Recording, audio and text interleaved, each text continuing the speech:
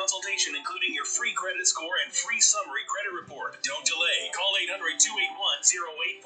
That's 800-281-0844. 800-281-0844. So glad you joined us for When COVID-19 first came to America, the initial big outbreak wasn't in New York. It was in Washington, specifically Seattle. Since then, though, the state of Washington has done a terrific job of flattening the curve and containing the virus. However, to make that happen, they had to crush the local economy.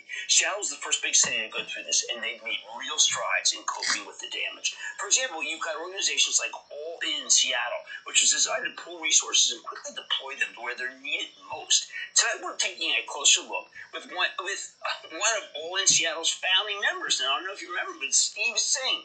He was the old CEO of Concur Technologies before he sold the business to SAP in 2014. He's now managing director of Madrona Venture Group. Right now, he's just a guy trying to lend a hand. Mr. Singh, welcome back to Mad Money. Jim, it's so nice to see you again. All right, Steve, we're all having it happen now. I know that I've been speaking with the mayor of Summit, New Jersey, Nighttown, with people who are trying to figure it out. How do we help? How do we help? We don't know. We don't have any idea of how to help other people because we never thought we'd ever get to this. Tell us what you're doing. So, Jim, as you said, Seattle is unfortunately at the front end of the pandemic here in the U.S. and front end, unfortunately, also of the economic downdraft that we're seeing from the pandemic. And so there's a group of people that got together, led by Raj Singh and Jill Singh, my brother and sister-in-law, Susie and TJ McGill, and a whole bunch of others, that said, we also have to be at the front end of how a community comes together to help its people. And we obviously know that with time, the state and federal governments will come in and really provide the assistance that's needed. But unfortunately, a lot of these folks who lost their jobs at pubs and restaurants and sports arenas, local businesses, they've still got mortgages. They've still got to put food on the table. And they need help today. And so what we did as a group is come together and said, can we raise, actually, the first goal was let's raise $10 million by last Sunday. The group has actually raised over $30 million. And that money is being put to work actually, we vetted a bunch of charities there's great charities all around the country, all around the world. But we wanted to work with charities that could help today, that next minute, help feed people. Can you help with their housing? Can you help with healthcare? And so we were able to deploy these funds with charities that can help our fellow community members immediately. Now, I've been working back and forth with Treasury on the program that they just launched, which really does help small and medium-sized business, and they're dealing with a lot of community banks. And the community banks helping out too? Yeah, they are, and obviously this is all very fluid, and you're seeing some banks look at the situation and say we want to lend to folks that have actually borrowed from us before. Other banks that are taking, in my view, a much more community-oriented approach, which is we're going to help businesses within our community. I happen to be on the board of Washington Federal Bank, and Brent, their CEO, has taken a position that says, whether you've borrowed from us before or not, doesn't matter. We want to help our community. Because, think about it. This is it's not just good for banks. It's good for our community, which means that everybody benefits over the long run. And right now, these small businesses need our help, not just to make it from one day to the next. These are jobs that are fantastic jobs over the long run. I've heard some folks speak to the fact that venture-backed companies, small businesses, from days, small businesses employ about a third of the workforce. Right. What I'm trying to envision, this is what we're trying to figure in our town and so many others. Did you start with a website? Did you start with donations? Do you have what is a way that you motivate people to give to you rather than there's so many charities? I've given to Richard Sherman's charity up there. How do you navigate? 33 feet to go. So this is this is very grassroots, right? It's myself and it's or team. Look, by the way, we have members of the business community as a part of this, right? Right. So names you'd recognize like Satya and Bezos. But the beauty of this is every leader at any size company has come together and said, we want to be a part of this. It's that one-on-one outreach from every one of the folks that are part of All In Seattle to other members of the community, asking them to chip in, asking them to go to their networks and ask those people to chip in and be a part of solving the problem. Well, I think what you're doing is terrific. It is what we're all going to have to do because government can't solve everything anymore. It's not like the old days. It's people. Yeah, exactly, Jim. And look, and government will certainly step up and help, and we're seeing that happen. But the things that we're doing in Seattle, this is going to happen in every community in our country. New York's seeing this.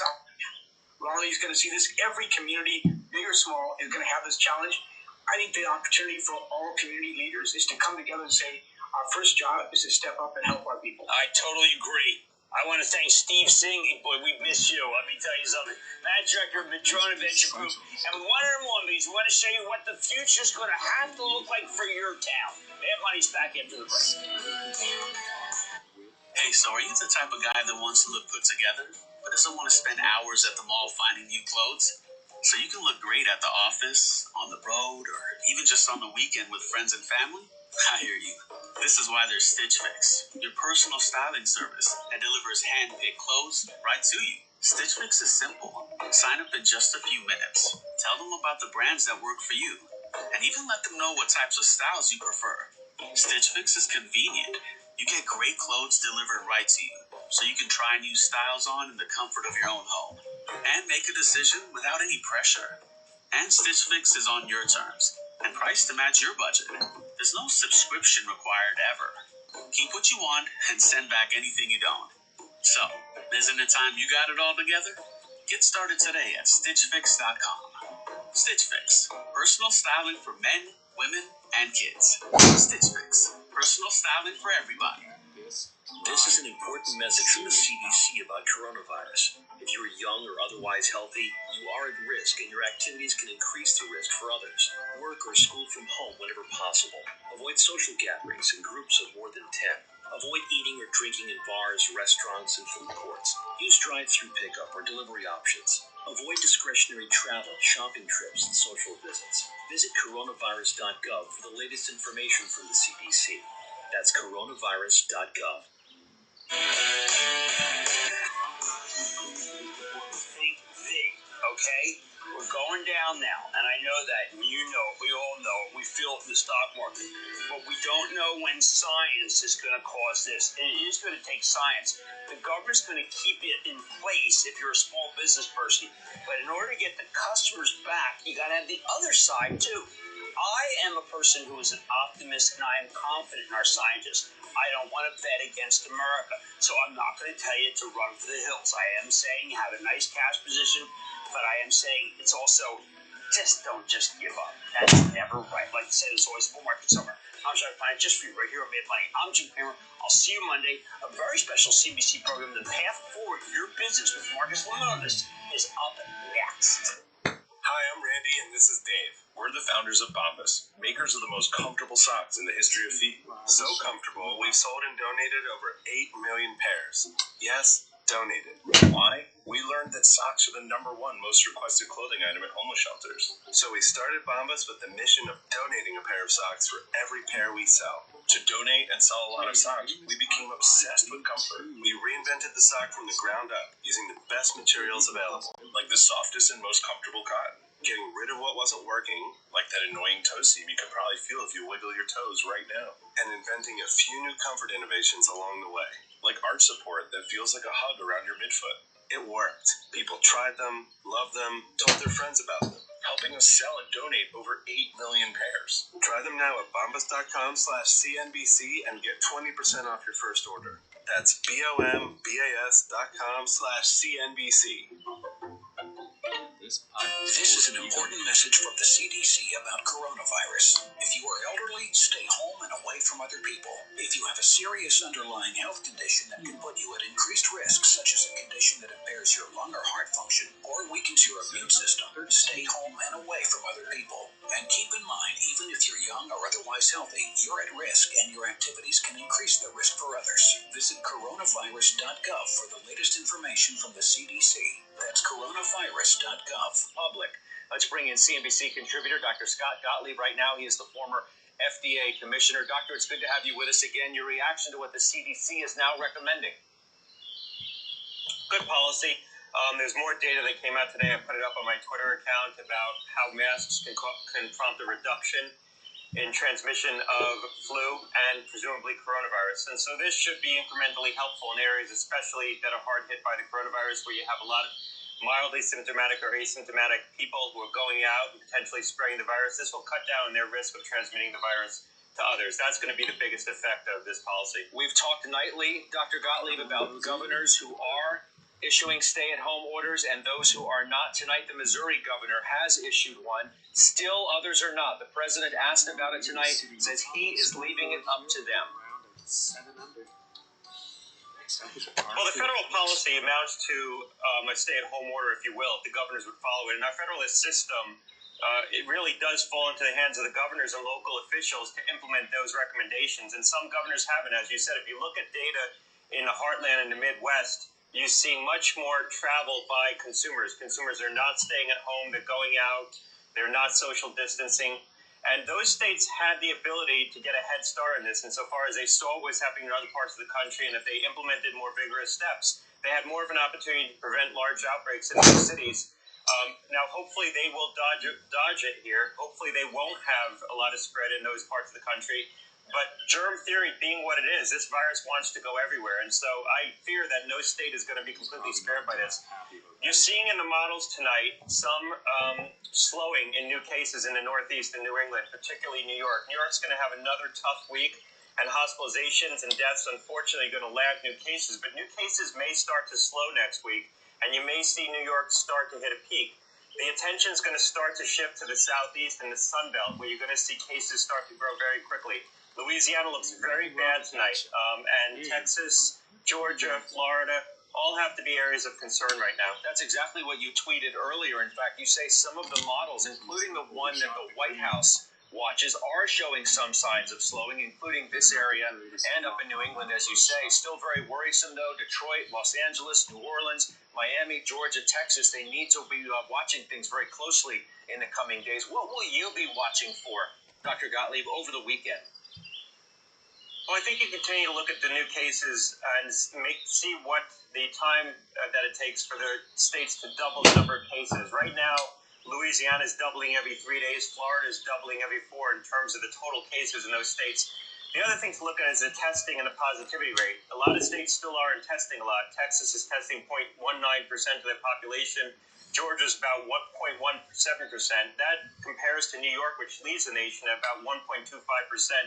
Of tests. They're testing their population at a rate of 1.25%.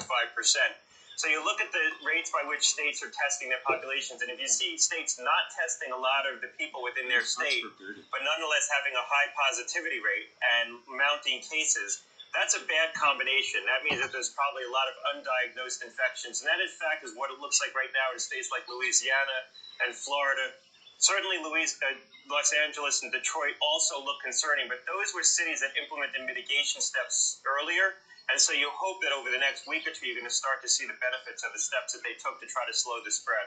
Dr. Gottlieb, how should the federal government be handling its stockpile of ventilators? And I'm wondering what you would be recommending if you were still in the seat at the FDA. The president tonight saying we happen to think he's well served with ventilators. Speaking of the New York governor who says they need ventilators, the president holding them back for when he needs them, he says. Is that a good strategy? Well, I mentioned that New York is going to show signs of potentially peaking in their epidemic, perhaps as early as this week or maybe into next week. But there's no model that shows New York not exhausting their healthcare resources. Every model, even the conservative one, shows New York exhausting the number of ICU beds that they have available and exhausting the number of ventilators that they have available. New York is going to be very hard hit, and there's a lot of morbidity. If you look at what's happening in New York now, we don't fully understand why. The morbidity in terms of people who are requiring ICU admissions and people who are succumbing to the virus is actually ahead of where Italy was at a commensurate stage in their epidemic. And that might be because we have more people who are high risk in New York, more of an elderly population, more people with comorbid illness. So New York's healthcare system is going to be overwhelmed by any scenario. The feds don't have a lot left. The feds have been largely tapped out. They're holding on to a small number of ventilators relative to their total stockpile. They depleted more than half their stockpile. They probably are recognizing that they're going to need to pour resources also into New Orleans and Florida and potentially other states in the Southeast and the Sun Belt as the epidemic shifts to other parts of the country. So I suspect that they want to hold on to some of those resources. I would be counseling moving what you can and what you have into New York right now. You can always shift those resources out of New York later if you have to. But right now, you need to backstop the city that's having the biggest public health tragedy, and that's New York right now. New York is dangerously close to depleting their healthcare resources going into this week. To be clear, you would be telling the president tonight to give New York more ventilators. Well, I have been saying that. I think we should put the resources where they're needed at the moment with the hope that you can shift them around later as those parts of the country start to recover. I don't think that we should be holding back resources if cities are coming up against their limit in terms of what they have available to treat patients. Now, that said, New York still has capacity left. They're converting about 3,000 BiPAP machines into ventilators. These are breathing machines, assisted breathing devices that can be converted into ventilators under a protocol that they just approved. And they still have about 1,000 ventilators in their own stockpile that they're going to be forward deploying, and another 300 that moving from upstate into the city. But that's not a lot. They're burning ventilators at a rate of around 300 a day. So after about another week, they're going to deplete what they have available. So going into the end of this week and into the following week, they'll be maxed out. Time on ventilator is long. Patients are staying on the ventilators for 10 days, sometimes more, depending on what hospital you talk to.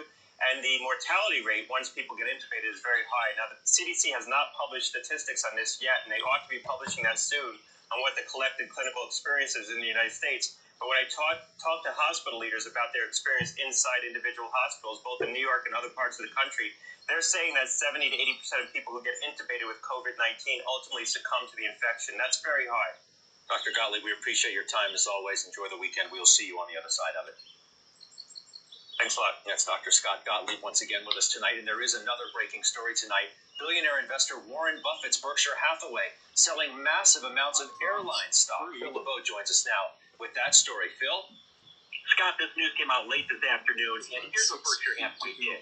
They sold some of their position with Delta and Southwest, and the reason they had to disclose this in an SEC filing is because they had above 10% of the shares, and they had to go below 10%, which required them to announce that they were selling. Now, we don't know their final position in terms of what any other stock moves they may have made with other airline stock that they own. We have reached out to Berkshire Hathaway. We have not heard a response from them, which is not uncommon. Whenever they make a move regarding particular stock, they never say why they decided to either buy or sell that stock. But this move comes on a day when the big six airlines, and other airlines as well, have all applied to the federal government for a piece of the $25 billion in cash grants that will be awarded to them sometime over the next week to week and a half from the federal government. They have all filed those applications. We're not sure who's going to end up with how much or what the position will be from the federal government in terms of taking stock warrants or some kind of a stake in each of the airlines. But what's noteworthy is two announcements today. One from Delta CEO Ed Bastian, where he announced that they have applied for this application, or they filed the application for grants, and yet at the same time he says, look, we're still bleeding cash. They're going through $60 million a day, and it's not much better at the other airlines. JetBlue CEO Robin Hayes also announcing that they've applied for the federal cash grant. They're going through $10 million in cash per day. And to give you some sense, Scott, that things may not improve in the future, today United filed an SEC 8K, and in it they said that their fourth quarter projection, is that revenue will be down 30%. That's with the recovery. That's the kind of recovery they're looking at, Scott. 30% drop in revenue as of right now. That's what they're expecting in the fourth quarter. Just incredible. Phil LeBeau, thank you so much. You have a good weekend as well. You too. For more on the markets and a look ahead to next week, let's get to Stephanie Link joining us now. Steph's good to see you. We haven't heard from Mr. Buffett recently. Now we do, and it's about selling millions of shares. Is that a sign of his belief, do you think, of the market at large and where it may be going? Well, I think it's really airline specific because this industry, this is just a tragedy, in terms of what they're going through and what kind of help they need. Scott, just back in January 14th, Delta reported they blew away numbers. They said leisure and corporate travel were at all-time highs. They talked about their Amex partnership and how much revenue that was generating. They have very little exposure to the MAX, so they were viewed as one of the best. And how the mighty have fallen just in a couple of months' time. This is one of the reasons why it's so hard to actually invest in the airlines, because they are so cyclical, they are so macro dependent. But this is really incredible. These stocks are down 60%. They trade at 3 times earnings. Obviously, people don't believe those earnings, but this is like there's no visibility in sight. So I can completely understand why you walk away, even down this much. Even if you're Warren Buffett. Steph, take a look towards next week. Tell us what you're going to be looking for. Oh gosh, I mean, next week it's all going to be about progress on the pandemic, right?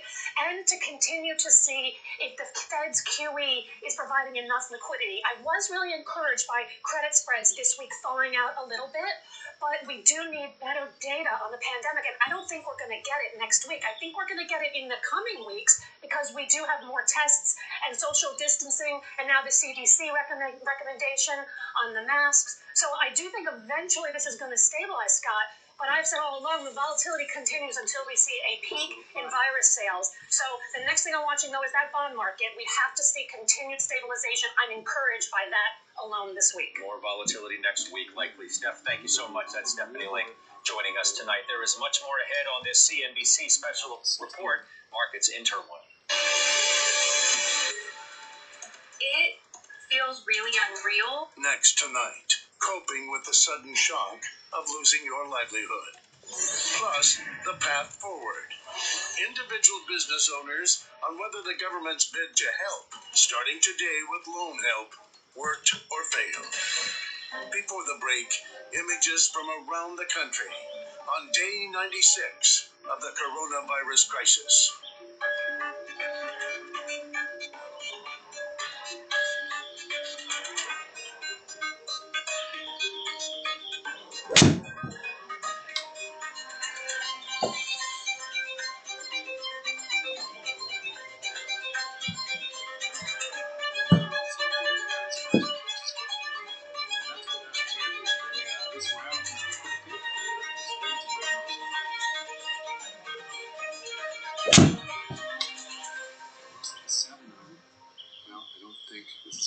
Hey, this is Dave Matthews from the Dave Matthews Band. You asked, we listened. Dave Matthews Band Radio is on Sirius XM. Hear all the hits, rarities, fan favorites, and songs from our massive live catalog. Dave Matthews Band Radio is back on Sirius XM. Prepare to have your mind blown. Channel 176 on Most Radio. Or download the Sirius XM app to listen at home. Now free for most subscribers. Hi, I'm Chris, founder of Inc. 5000 and Forbes, a recognized company that's been the largest creator of entrepreneurs in the finance industry for over a decade. As you're listening to this, you're probably working from home or perhaps in jeopardy of losing your job due to the unfortunate crisis going on in our country. My company is literally the only opportunity in the country that is in high demand and exploding with growth right now. As Albert Einstein once said, in the midst of every difficulty lies opportunity. Providing capital to businesses has never been higher due to this crisis. Here's your chance to capitalize on a unique opportunity whereby you're helping Main Street America weather the storm and get back to business. The best part is no finance experience is required, just hard work and dedication. This is not a franchise, it's better. With as little as $25,000, you could start funding businesses all over the country. We even do marketing for your company. There's virtually no overhead, you can work from home, and you could even fund businesses and real estate investors who get turned down by banks. The entrepreneurs we create have made anywhere between 5 to 6 to even 7 figures. Go to myfinancebusiness.com to learn how. myfinancebusiness.com, go now. myfinancebusiness.com. Liberty Mutual Insurance Company presents. And Doug. Limu, when we're not telling people that Liberty Mutual customizes your car insurance so you only pay for what you need, I've actually been moonlighting as a DJ. What? Check it! Here's the good part! Liberty, liberty, liberty, liberty. Only pay for what you need at libertymutual.com. That's the sound of the Ring Video Doorbell. There's a good chance you've heard one, pressed one, or even talked to someone through one. Hello? Oh, hey, I didn't think anyone was home. With a Ring Video Doorbell, you're always home. See and speak to anyone from anywhere, right from your phone. Package delivery while you're at work? No problem. Hey, would you mind leaving that just on the side of the house? In-laws showing up randomly at your door again? Am I interrupting anything? Get the heads up before you answer. And the Ring Video Doorbell works with your other Ring devices to form a ring of security around your home. Wait, so it works with my other Ring cameras and my easy installing JD Power award-winning Ring alarm? Sure does. And you can control it all right from the Ring app. Nice. So, no matter who stops by, and no matter where you are, with a Ring Video Doorbell, you'll never miss a visitor. For total control of your home security, go to ring.com/news. That's ring.com/news. For JD Power 2019 award information, visit jdpower.com/awards. And he's probably not happy about that. Welcome back. This crisis has brought on a tremendous amount of economic pain, and for millions, the loss of their income. Here's stylist Alicia Rivera tonight in her own words. It feels really unreal, like you're watching a movie. Typically, I'd be seeing about 40 guests a week, and now I'm seeing 0. Like a really good week would be over 2,000, maybe 25, and that includes tips. So how long can you survive without making anything? And I've been trying to file for unemployment since last Tuesday. The website is either crashing or will not pull up the file that I need. I was on hold today for 8 hours. No one picked up. That would pay half of my rent, my utilities. That would be a little bit of a breather for a month. Then you just have to worry about groceries. When am I going to be able to make a living? Pay my bills? Will some businesses not survive this? Or there'll be thousands of people trying to find jobs if some businesses close due to this. So it's really scary. Many Americans hurting tonight. That is Alicia Rivera in her own words. Here is where we stand this evening on the virus. As we told you at the top of the hour, the CDC making a major announcement telling Americans to wear masks in public. New York State records its highest single-day death toll, 562, since this crisis began. And Delta seeing its revenue falling 90% in the second quarter, as Phil LeBeau was reporting. We do have breaking news tonight from Washington, where the president just spoke about his battle today with 3M over the production of masks. Also in the news conference this evening, reimbursement for hospitals treating coronavirus victims who don't have health insurance. Our Eamon Jabbers covering both stories tonight from Washington. Eamon? Yeah, Scott, and that hospital announcement could be something that's really reassuring to a lot of Americans without insurance. The president saying tonight in the briefing room that the U.S. government is going to pick up the tab for those people who are being treated with coronavirus symptoms in hospitals across the country. They're going to do that out of a $100 billion fund that was in the latest so-called CARES Act, the big stimulus bill that passed last week. That the president saying that ultimately he doesn't want Americans to feel that they can't get the health care that they need at this time. Meanwhile, as you say, that fight continuing to go on between 3M and the United States government and the Trump administration over whether or not 3M is doing enough, as the government says it's not, to provide health equipment to Americans. Here's the back and forth that took place today, in part on CNBC, between Mike Roman, the CEO of 3M, and the President of the United States in the briefing. Take a listen. The idea that 3M is not doing all it can to fight price gouging and unauthorized reselling is absurd.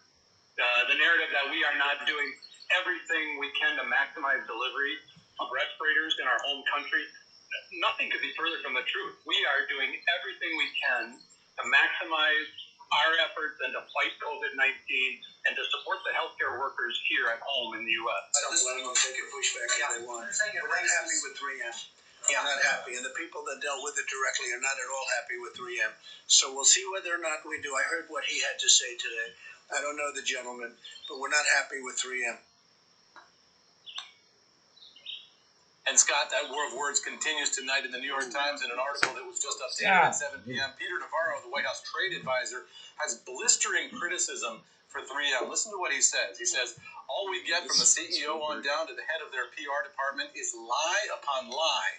The latest of which is dead wrong, is that we demanded 3M not send production from its U.S. plants to our friends and allies in Canada and Mexico. That is the blistering criticism from Peter Navarro tonight of 3M. So that war of words continues into the weekend, Scott, and we'll see where we land on Monday. Back over to you. Eamon, we appreciate it very much. That's Eamon Javers reporting for us tonight. Professor James E. Baker of Syracuse University's College of Law has researched the Defense Production Act and says the president has a lot more power than he's using. He's with us tonight. Sir, it's good to have you here. Who is in the right here? Is it the president or is it 3M? Well, thank you, Scott. I think the question presented for me as a national security specialist and lawyer is not who is right or wrong in the 3M dispute, but how can the federal government best use the authority it has to mobilize the nation to fight the COVID-19 virus.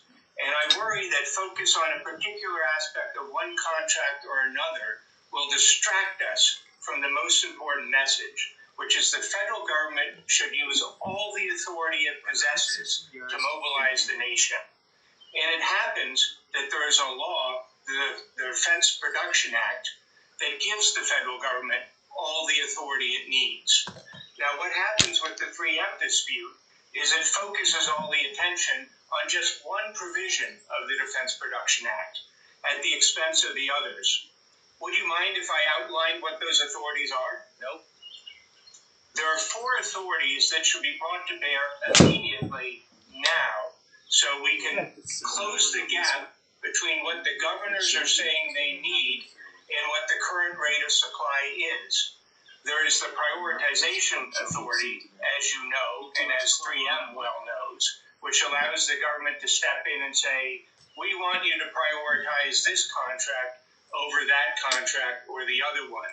It happens that the Defense Department uses this authority some 300,000 times a year, so it's not a particularly extraordinary authority in that regard. But here are the other authorities that we must not lose sight of. There's the allocation authority. This allows the federal government to step in and allocate equipment and supplies across the country, between states, for example, so states don't have to compete with each other in the marketplace for the same ventilator. This would allow the federal government to allocate based on public health need, not market mechanisms.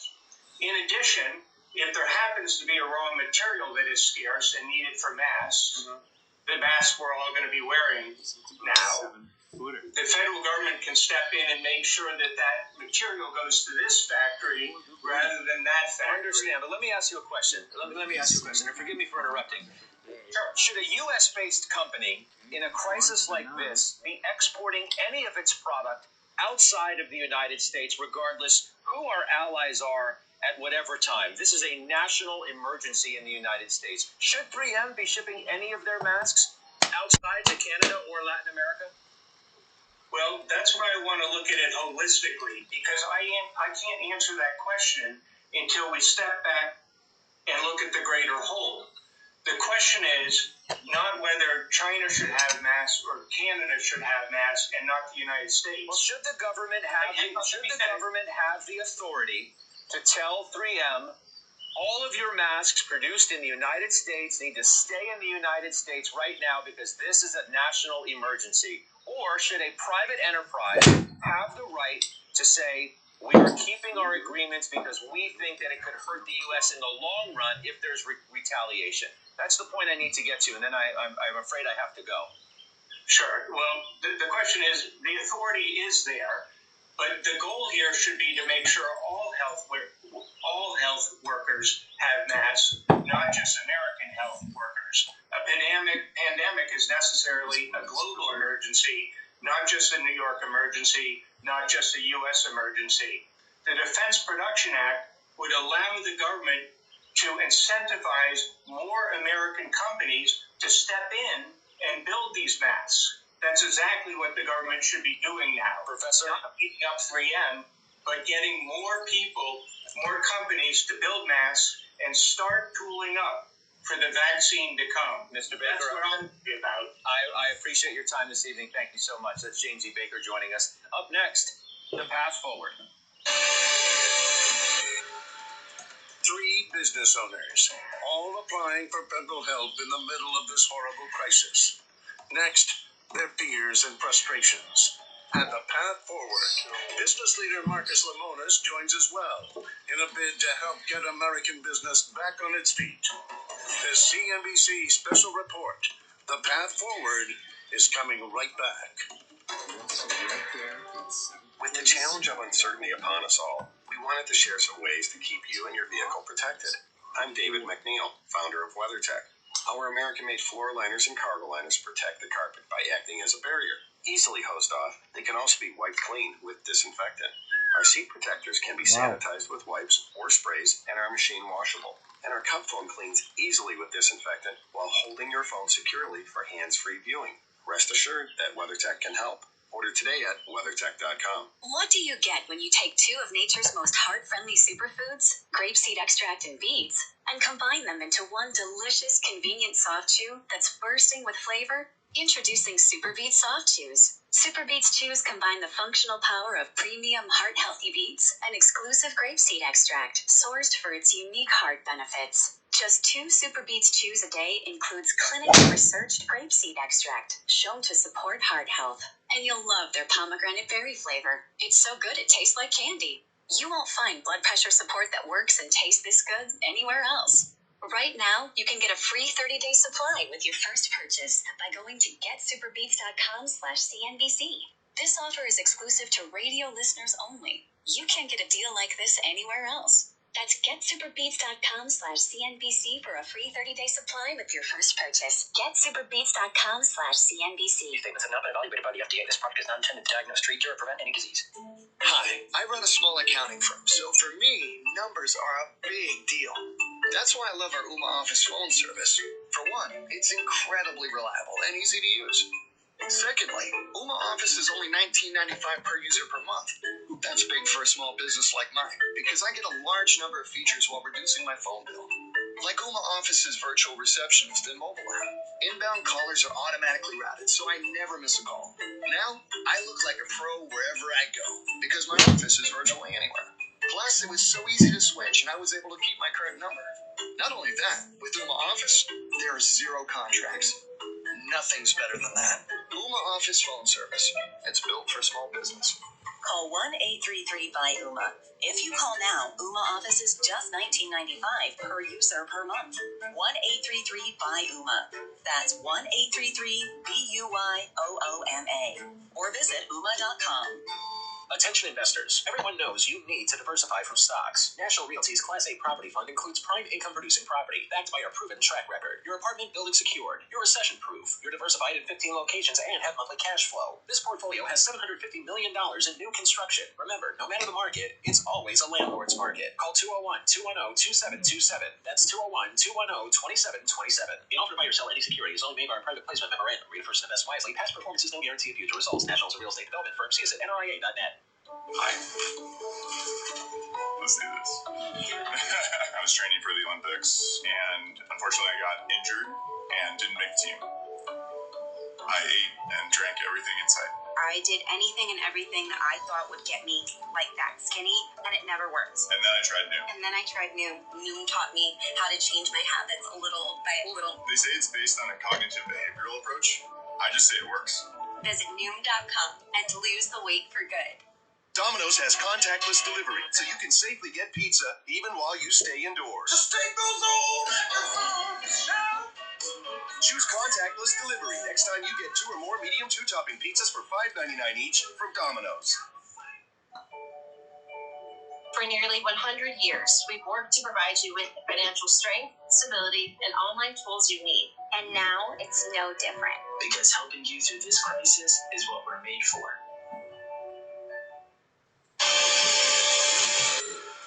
The path forward will not be short.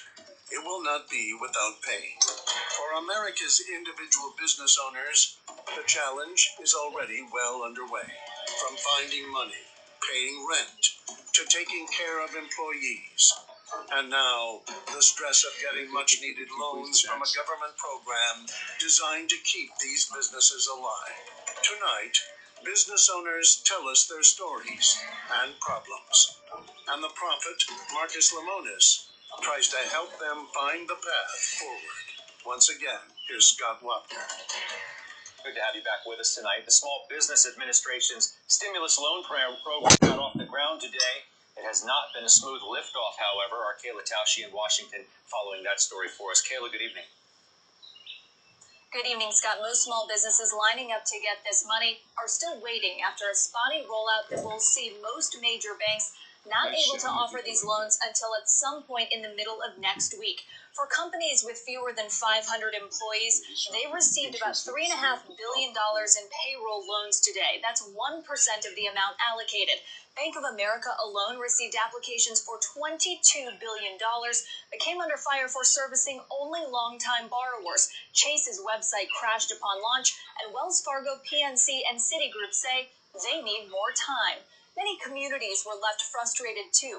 Farmers Bank and Trust on the Texas-Arkansas border was not a preferred SBA lender and worries that the money will run out before it can even access the site. Dave White runs the loan program there and emails me this evening to say this. Our bank estimates $35 to $45 million in requests to small businesses that desperately need it. Until SBA gives the Main Street banks the ability to get a username and password to access the portal easily, the rank-and-file population see this as a big bank-type grab, and the local small banks are all at fault. I have never felt more defeated as a banking professional in my life. Executives say a program like this would normally take about a year to get off the ground, but the urgency of this need necessitated the 7-day turnaround. President Trump, for his part tonight, says he thinks the rollout was a success. More than $3.5 billion in guaranteed loans have been processed to help small businesses keep their workers employed. Our banking partners are really incredible, and they're ensuring that the money gets to small businesses as quickly as possible, and then the small business, in turn, take care of employees that they would have had to let go, and now they'll keep them. House Speaker Nancy Pelosi today on CNBC started talking about a fourth emergency relief package. She said that this amount that has been provided is just a down payment and that it's clear small businesses need more. Scott? Kayla, we appreciate it. Kayla Tausche from Washington for us tonight. Let's bring in now Camping World Chairman and CEO and the host of CNBC's The Prophet and the owner of dozens of businesses, Marcus Lemonis. Marcus, it's good to see you again. How are you, Scott? I'm well, thank you. Hardly a smooth liftoff, though, as we said, for this program. Your reaction to how we've started here? You know, I'm going to be on the other side of this, probably surprise some people. I think the fact that $3.5 billion moved in a week is a pretty big deal. And I spoke to a lot of big banks and a lot of small banks today, and unfortunately a lot of business owners who are upset. And the architecture to actually execute all of this is a lot harder than people would think. We don't want money just flowing out as fast as it possibly can. I think the big banks want to make sure that they're dotting their I's and crossing their T's, and I don't blame them for that. They don't want to get hung with anything. Did it go off, smoothly? No. But did $3.5 billion still get processed? Yes, and I would expect that over the weekend the banks will have a chance to catch up. Come Monday, Tuesday, Wednesday, you're going to see a lot more money flow. And here's what I would ask small businesses today. Until you get the money in your account, stop writing checks. And I had a couple of businesses today tell me that they wrote checks and now they don't know if they're going to clear. So the message is everybody needs to be patient. This is 7 days that this has actually gone down. The money's going to come, but it's not going to come in 5 minutes. You mentioned the challenges that exist. The U.S. Chamber of Commerce did a survey, Marcus, said 1/4 of small businesses have already closed. Another 40% say it's likely they'd have to close in the next 2 weeks. Another poll suggested that half of all small businesses didn't pay rent on April 1st, on Monday of this week. That tells you how dire the situation is and how badly these businesses and these business owners need money. Here, let me start with the last point you made, which is a lot of small businesses didn't pay rent. I would bet that a lot of medium and big businesses did also skip paying rent this week because they're trying to preserve cash. When we talk about the businesses that have closed, while it's awful, we want to remember that a lot of businesses have closed because of shelter in place, or they were restaurants and bars. And so as these facts and figures roll out, we want to get a deeper understanding of what's actually happening. Yes, businesses are closed, employees are laid off, but what I'm asking business owners to do today, in this moment, between now and the time they get their SBA money, is let's walk our employees who are furloughed, who have been laid off, through the process so they can get all of their money. It isn't just about the business owner getting their money. We want to make sure these employees that unfortunately got laid off are able to go through the CARES Act, get their unemployment checks processed, get their $1,200 processed. And I think we got to just take a pause and make sure we're taking care of the employees first and not losing sight of that. And lastly, yes, you are the prophet, but as we said, you are the chairman and CEO of Camping World. Did I see a tweet of yours today that said you offered campers to New York City and that you haven't heard back? So we have actually sold close to 700 units across the country. California took about 560.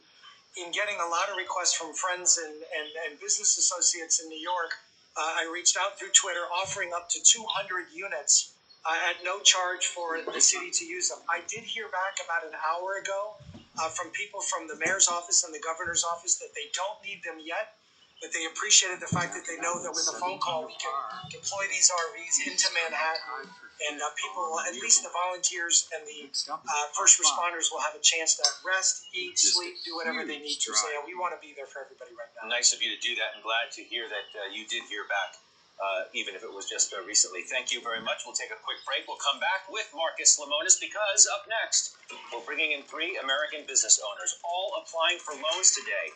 Their experiences next. First, though, images from around the world on day 96 of this pandemic.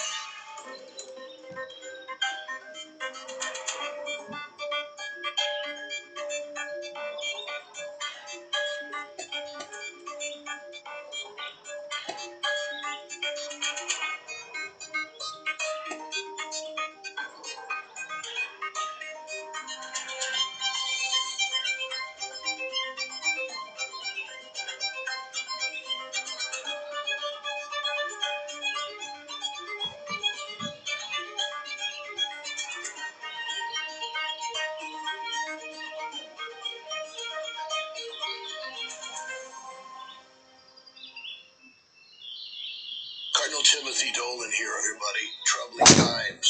Churches across the globe are advising not to attend services due to the coronavirus pandemic. Luckily, the church has something in her spiritual arsenal called a spiritual communion.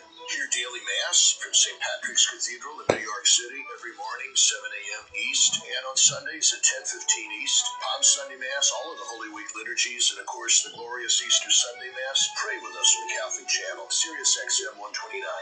I used to suffer from endless cycles of sinus infections and nasal congestion. I was so desperate that when a friend told me to flush out my nose with salt water, I just did it. And boom, I could breathe again. Relief at last. Plus, I slept deeper and even stopped snoring. I was thrilled to have found something that actually works and is drug-free. But neti pots are hard to use, and what a mess. I figured there had to be a better way.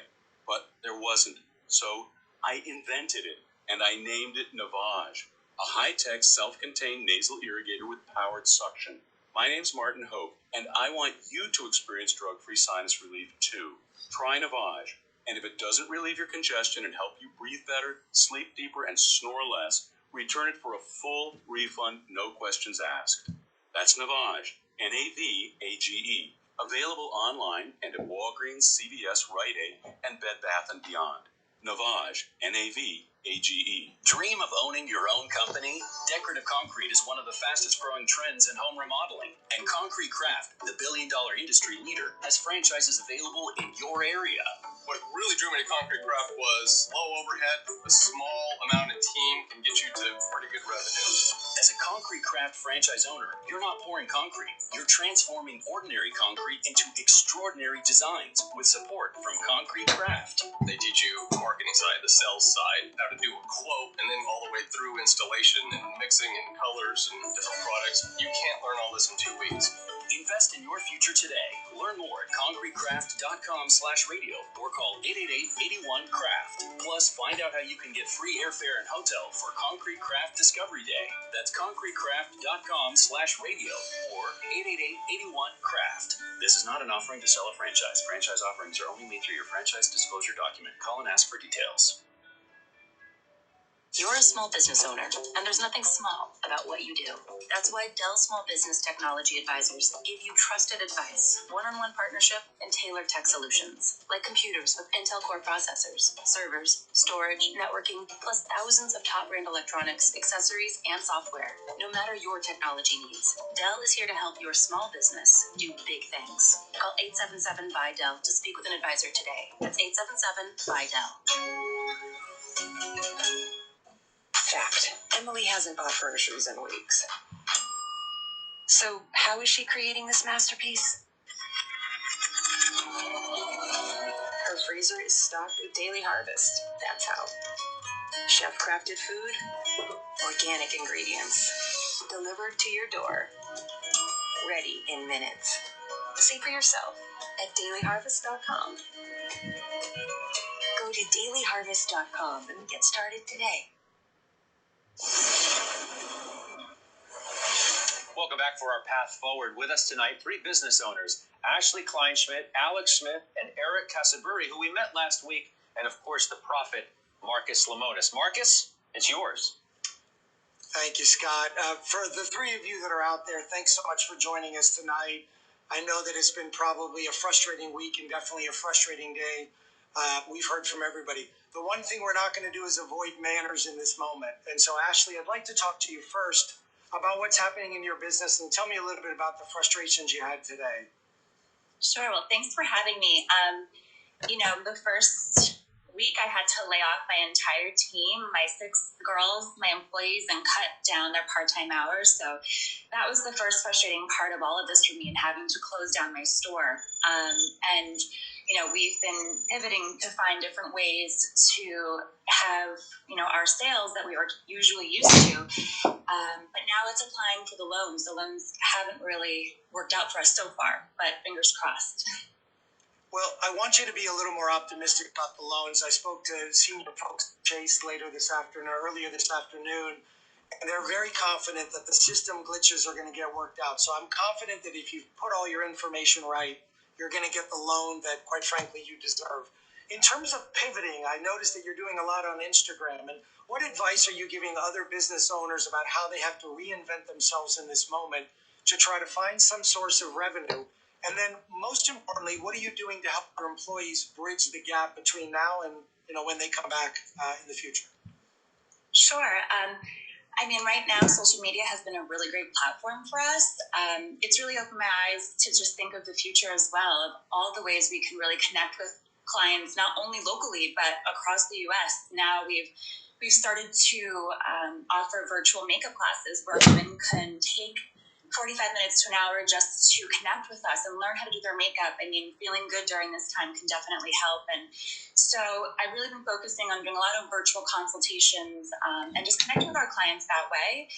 I'm really guiding my team to really just work on their social media, connect with our clients, do the makeup classes, and it's helping us stay sane, I think, through all of this, and to keep our eye on the prize, because when we get back, we're really looking forward to being around our customers again.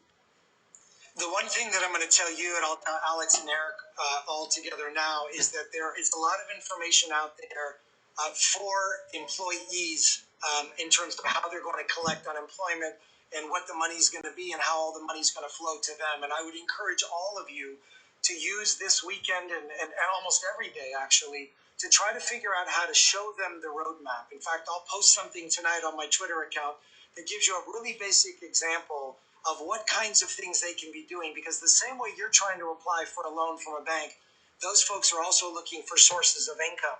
In terms of how you're operating your business today, I'll give you a couple pieces of advice. Number one, I want you to hold on to as much cash as you can and really make sure that you make the right decisions about what you're paying first versus second. And the second thing is, when the money does come in from your bank, I want you to be very thoughtful. I want to remind you that it's a loan, it's not a gift. And there's ways to make that loan disappear over time.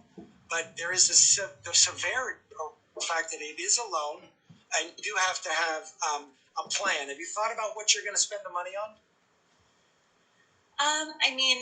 Luckily with my landlord, they've been willing to, they said to me, we're in this all together. So that was really, really nice to hear. So I think I need to really go down the list of what priority bills I have is really what I was planning on doing, and prioritizing what should be paid off first. I obviously need to keep it for me. Yeah. And I'd like you to do that sooner than later. I don't want you to wait until you get the money. I want you to go in with a real solid plan of this is how much I'm applying for. I would back that off by 10 or 15%. Who knows what's going to happen here, and really understand how that money's going to flow, okay? Yeah, that sounds great. And I want you to keep your head up. We're all going to get through this. What you provide is beauty, and all of us guys want women to stay beautiful. And just be confident that everything's going to work out here. You just got to hunker down for a minute. Okay, let's move over to Eric. Ashley and I were just talking about landlords. You're actually playing two roles in this economy. One is a landlord, one is a business owner. What's happened since the last time you and I talked?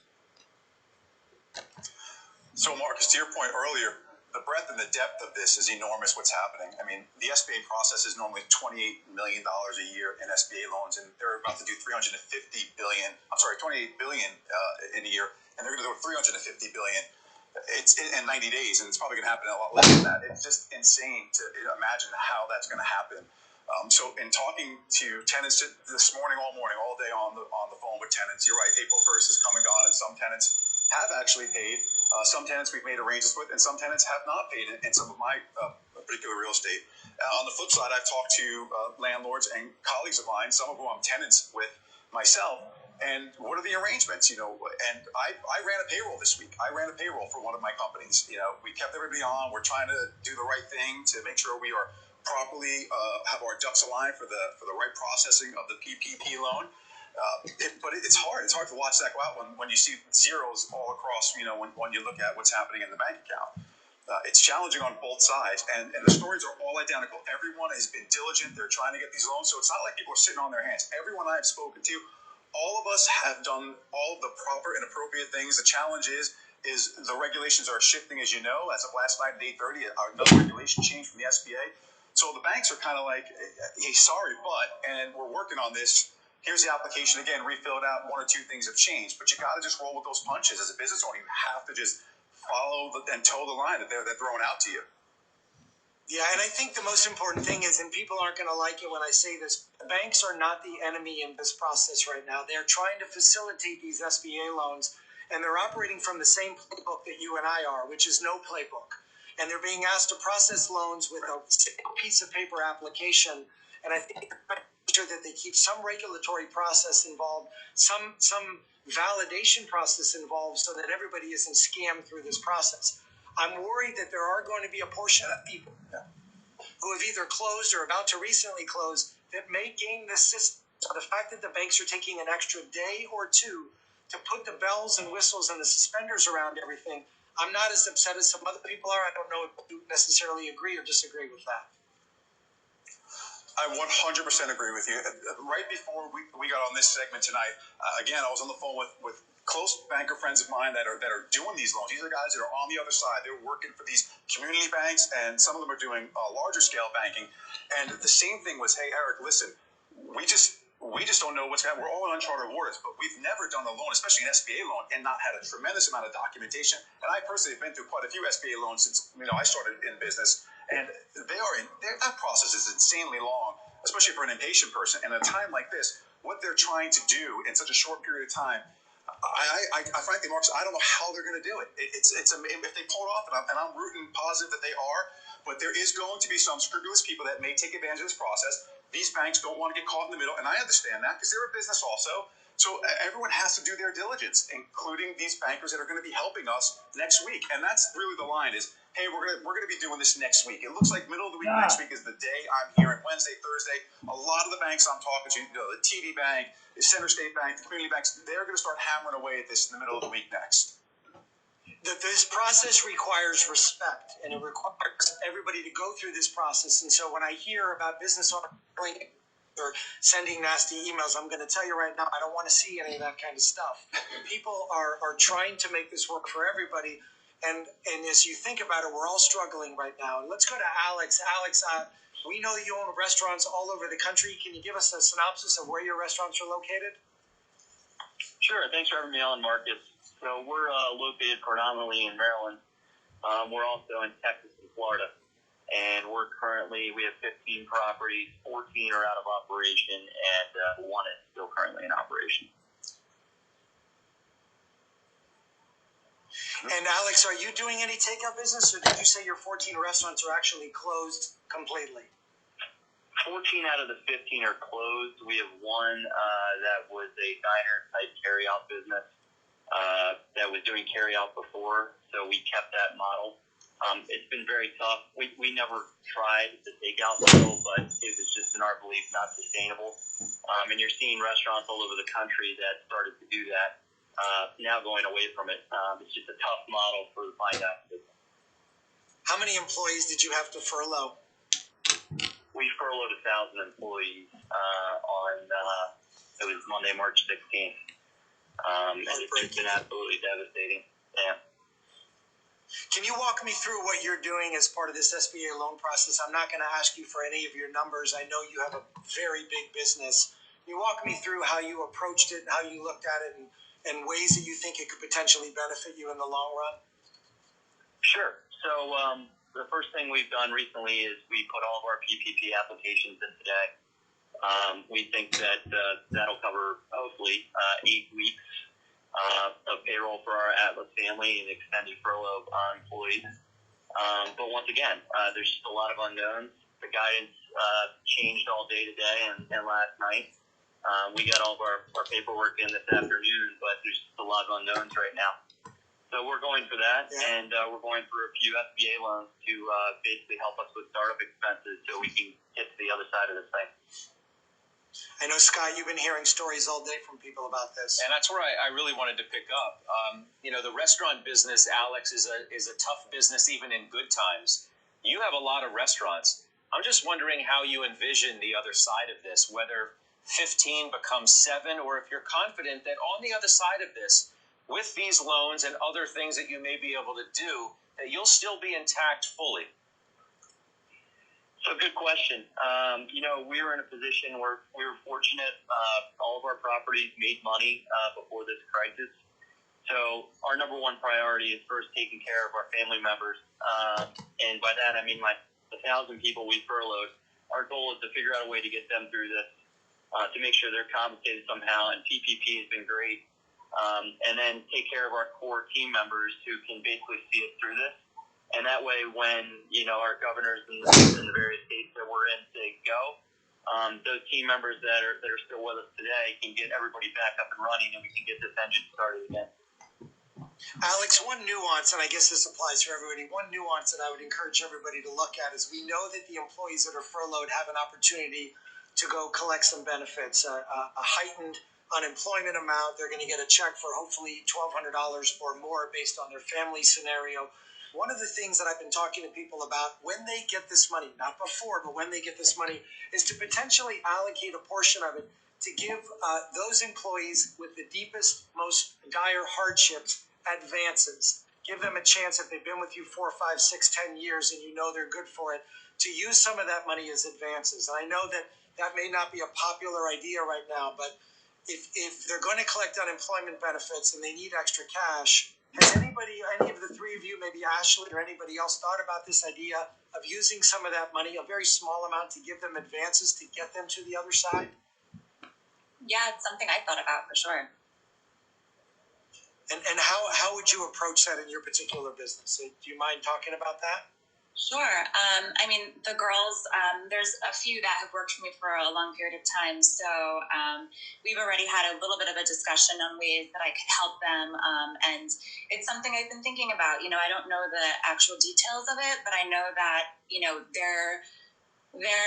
my girls have worked with me for the last 6 years of me opening my business. I can't imagine what they're going through. I know I'm going through a lot, and, we're a family. So whatever I can do to keep them, and I want them to come back. I want them to come back to my shop. So if I can help them in any way.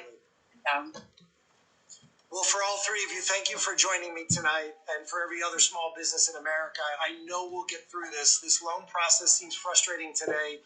It won't in a couple of weeks, and we're just going to have to hold on and make those sacrifices. And we know that America is going to show up again in our businesses and support us. So thank you. We appreciate all of you being here. Marcus, very quickly for you, is $350 billion going to be enough? Or are we going to need another one of these?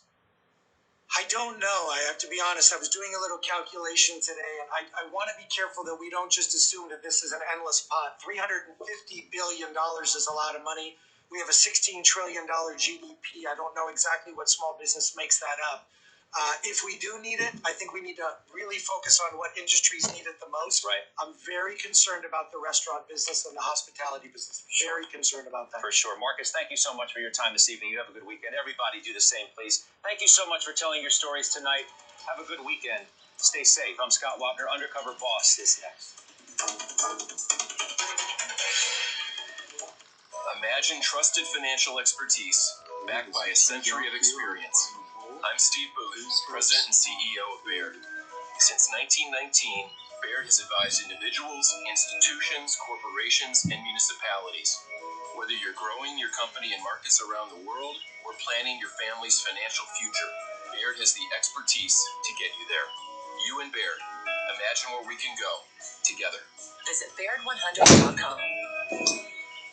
Is working remotely the new normal? Have you been doing it that way with your business all along? Still using an answering machine? Did you know 85% of callers who only reach voicemail simply hang up? Don't let that happen. No matter your circumstance, you can build your business faster with Abby Connect. Plan to continue without a receptionist? That's risky. Customer experience should be a top priority. A live person answering your calls can affect your profits by as much as 25 to 95%. Improve your business without paying full price for a full-time receptionist with Abby Connect. On the go, our app allows you to make calls on your business line from your mobile phone. People prefer doing business with people, not machines. Abby Connect can start answering your calls today. For limited time, get a 14-day free trial with no setup fees. No purchase necessary and no credit card needed. Call now for your free 14-day trial.